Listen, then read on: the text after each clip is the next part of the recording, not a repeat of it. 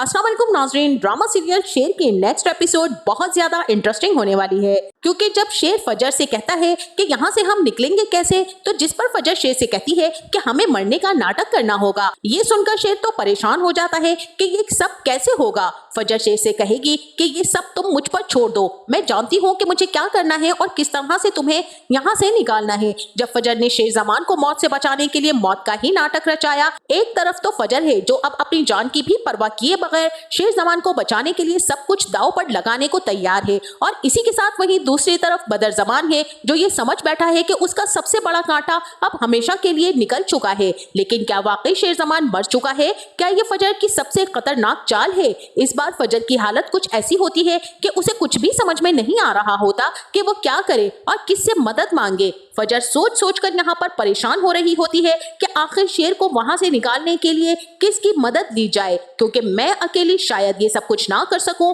शेर की माँ क्योंकि उस पर एतबार नहीं कर रही होती, जिसकी वजह से फजर का दिल टूट जाता है। ऐसे में उसे अचानक अपनी चच्ची समरा की याद आती है जो शेर की पुप्पो भी है। उसका ख्याल आते ही फौरन से वो उन्हें कॉल करती है और अपनी चच्ची समरा को शेर के बारे में सारी की सारी डिटेल्स देती है कि किस तरह से बदर जमान जो उसकी चाची का सगा भाई है अपने ही भतीजे की जान का दुश्मन बना बैठा है। जब समरा ये सारी की सारी सिचुएशन सुनती है तो उसके पैरों तले से जमीन निकल जाती है। फजर बहुत ही ज्यादा परेशानी के साथ अपनी चच्ची से कहती है कि चच्ची आपको अब पाकिस्तान आना ही पड़ेगा, मैं इन हालात का अकेले मुकाबला नहीं कर सकती हूँ, आपकी मौजूदगी मेरी सबसे बड़ी ताकत बन जाएगी। आप ही मेरे साथ मिलकर शेर को वहां से निकालने में मेरी मदद कर सकती है, क्योंकि मुझे अब यहाँ पर किसी पर भी कोई एतबार नहीं है, और क्योंकि आप शेर का वो वाहिद रिश्ता है जो उससे सच्चा प्यार करती हैं। अब फजर की चच्ची और शेर की पुप्पो पाकिस्तान वापस आती हैं। अब फजर अपनी चच्ची समरा को डिटेल्स के साथ सब कुछ बताती है और हर सच से वाकिफ करती है,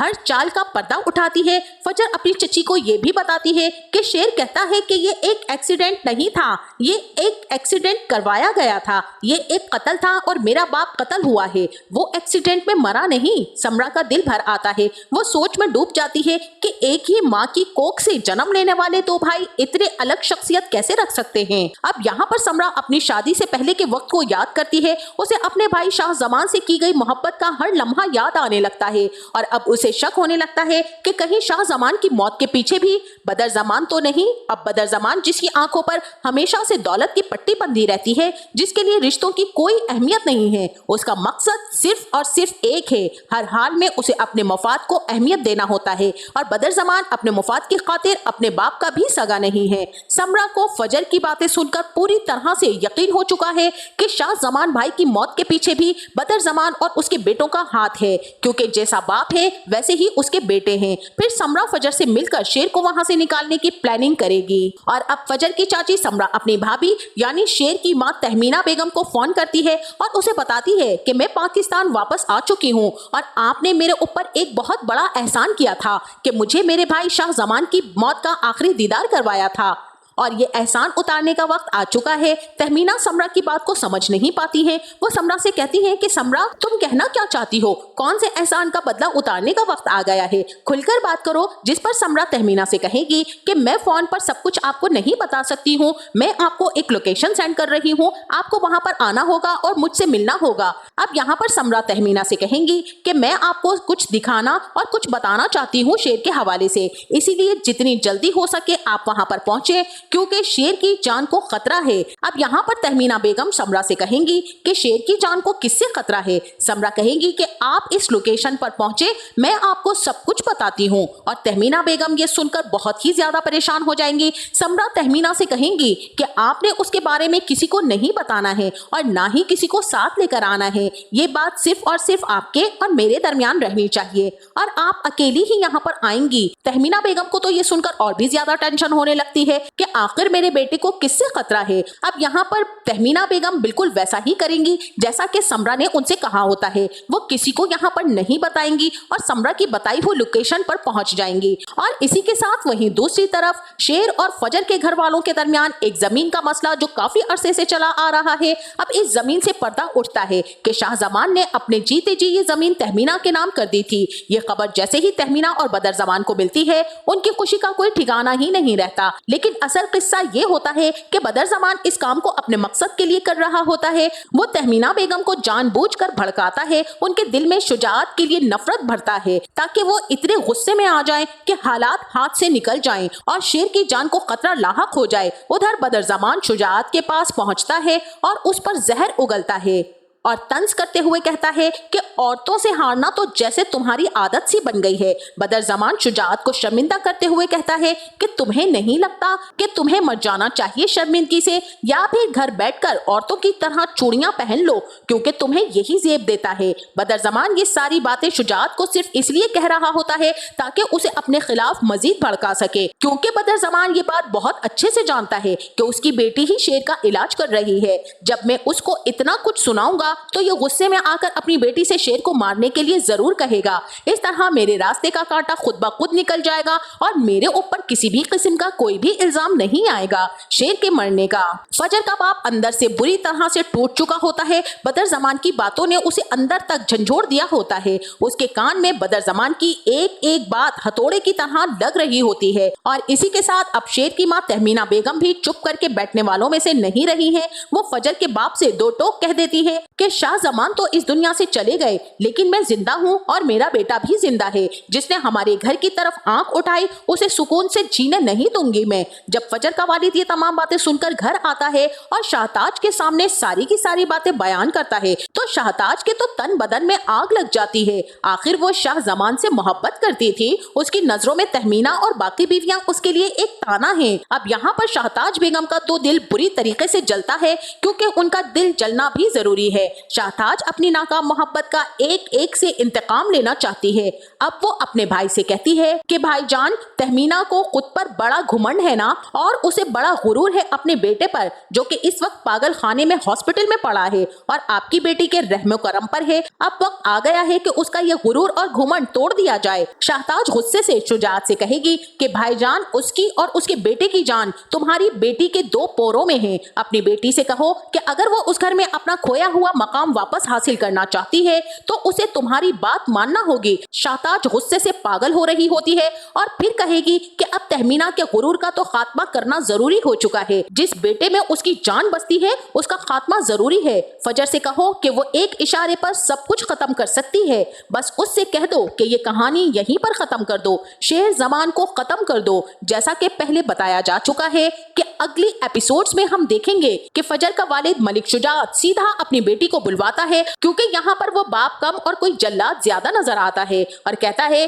کہ فجر تمہارے سامنے ایک آخری راستہ ہے۔ اگر تم چاہتی ہو کہ تمہاری عزت اس گھر میں پھر سے لوٹ آئے، اگر میری نظروں میں تمہارا رتبہ پھر سے وہی بن جائے تو تمہیں میری بات ماننی ہوگی۔ ملک شجاعت فجر سے کہتا ہے کہ تم نے مجھ سے وعدہ کیا تھا نا ایک مرتبہ کہ اگر اب مجھے کسی کی جان لینی بھی پڑی آپ کی عزت کی خاطر تو میں وہ سب کچھ بھی کر گزروں گی، تو لہٰذا وہ وقت آن پہنچا ہے، تمہیں اپنا وعدہ نبھانا ہوگا۔ اب فجر کا دل تو یہاں پر کانپتا ہے، لیکن پھر بھی وہ جواب دیتی ہے کہ بابا اگر آپ میری جان بھی مانگے تو میں قربان کر دوں گی۔ مگر اس کے باپ کا جواب ایسا ہوتا ہے جیسے کسی نے اس کے پیروں تلے سے زمین کھینچ لی ہو۔ وہ کہتا ہے کہ نہیں فجر، تجھے اپنی جان نہیں دینی، تجھے تو شیر زمان کی جان لینی ہے، شاہ زمان کی اولاد کو ختم کرنا ہے۔ فجر اپنے باپ کی یہ بات سن کر بہت ہی زیادہ پریشان ہو جاتی ہے۔ اپنے والد کو وہ بہت ہی زیادہ سمجھانے کی کوشش کرتی ہے، لیکن فجر کا باپ دو ٹوک الفاظ میں فجر سے کہہ دیتا ہے کہ میں نے جو کہنا تھا وہ کہہ دیا اور تمہیں میری بات ماننا ہوگی،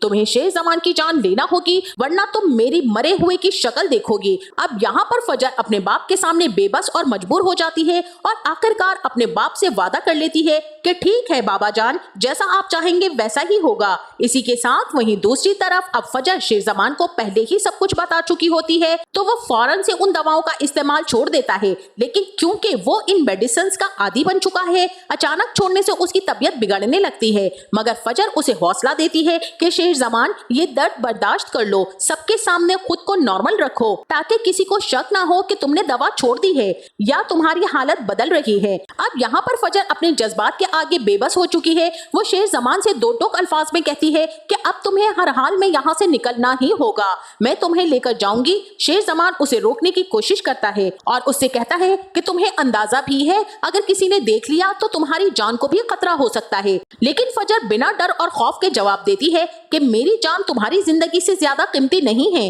अब तक फजर का दिल शेरजमान के लिए धड़कने लगता है और वो अब सिर्फ एक मजबूरी नहीं, उसकी चाहत भी बन चुका होता है। और उधर शेरजमान के दिल में भी फजर की जगह पहले से कहीं ज्यादा बन चुकी होती है। रिदा जैसी लड़कियां तो अब उससे बहुत पीछे की चीज लगने लगी है, क्योंकि शेर को लगता है कि रिदा को मुझसे मोहब्बत थी ही नहीं, क्योंकि अगर उसे मुझसे मोहब्बत होती तो वो मेरा इंतजार जरूर करती, मुझसे मिलने आती। मुझे इस हाल में देखकर वो मुझसे पीछे हट गई। उसे तो बहुत ही ज्यादा जल्दी थी कि वो कहीं बूढ़ी ना हो जाए मेरे इंतजार में, और मुझे पागल दीवाना कहकर छोड़कर चलती बनी। अब आप आइंदा आने वाले साथ में ये भी देखेंगे कि अब फजर एक बहुत बड़ा दाव खेलती है डॉक्टर रंगूनवाला के साथ, क्योंकि जब डॉक्टर शेरजमान को जबरदस्ती इंजेक्शन लगाने की कोशिश कर रहे होते हैं तो शेरजमान उन सब के कंट्रोल में नहीं आता और इंजेक्शन नहीं लगवाता, क्योंकि फजर ने उसे सख्ती से मना किया होता है और शेर को भी फजर का इंतजार होता है। तो जैसे ही वो लोग जबरदस्ती शेर को इंजेक्शन देने की कोशिश कर रहे होते हैं तो फजर भी उसी वक्त अपना इंजेक्शन लेकर वहां पहुंच जाएगी, जो कि उसने पहले से ही भरा हुआ होता है। और फिर जैसे ही सब डॉक्टर्स फजर को देखते हैं तो फजर उनको कहेगी कि आप लोग यहाँ से चले जाइए, मैं खुद ये इंजेक्शन लगा दूंगी। आप जानते हैं ना कि ये मेरी बात मानता है और मैं इसे मनाकर उसे इंजेक्शन लगा दूंगी। फजर उनसे वो इंजेक्शन ले लेती है, लेकिन वो शेर को नहीं लगाती, बल्कि वो इंजेक्शन शेर को देती है जो वो खुद लेकर अपने साथ आई हुई होती है, और उनके इंजेक्शन को वो वेस्ट कर देती है और ऐसा नाटक करती है जैसे उसने शेरजमान को खत्म कर दिया हो। वो कोई खास इंजेक्शन देती है जिसकी वजह से शेर की धड़कनें कुछ देर के लिए थम जाएंगी, बिल्कुल ऐसा लगेगा जैसे उसकी मौत वाक़या हो चुकी है। तो फिर फजर ये शोर मचा देगी कि शेर की तबीयत बहुत ज्यादा बिगड़ गई है और उसकी नब्ज भी रुक रही है। मुझे लगता है कि इसको फौरी तौर पर हॉस्पिटल लेकर जाना पड़ेगा, जिस पर डॉक्टर रंगूनवाला फजर से कहेगा कि नहीं, तुम इसे ऐसे नहीं लेकर जा सकती, मैं पहले इसके घर वालों से परमिशन ले लूं। फिर डॉक्टर रंगूनवाला बदर जमान को कॉल करके सारी की सारी सिचुएशन बताएगा। तो बदर जमान तो ये सब कुछ सुनकर बहुत ही ज्यादा खुश हो जाएगा और कहेगा कि तुम उसको लेकर जाने दो और ये शेर के साथ जो भी करना चाहती है इसे करने दो, क्योंकि अब ये बिल्कुल मरने वाला है और सारा इल्जाम उस दुश्मन की बेटे पर ही आएगा। मैं और तुम दोनों इसके इस इल्जाम से बच जाएंगे, क्योंकि तुम ये समझो कि अब वो बिल्कुल मर चुका है, उसकी आखिरी सांसें चल रही है। तो लिहाजा फिर डॉक्टर रंगूनवाला भी फजर को इजाजत दे देगा कि ठीक है, तुम इसे ले जाओ। इसके बाद फिर डॉक्टर फजर जल्दी से शेर को किसी अच्छे से हॉस्पिटल में ले जाएंगी, लेकिन रास्ते में ही डॉक्टर फजर शेर को कुछ ऐसी मेडिसिन भी देंगी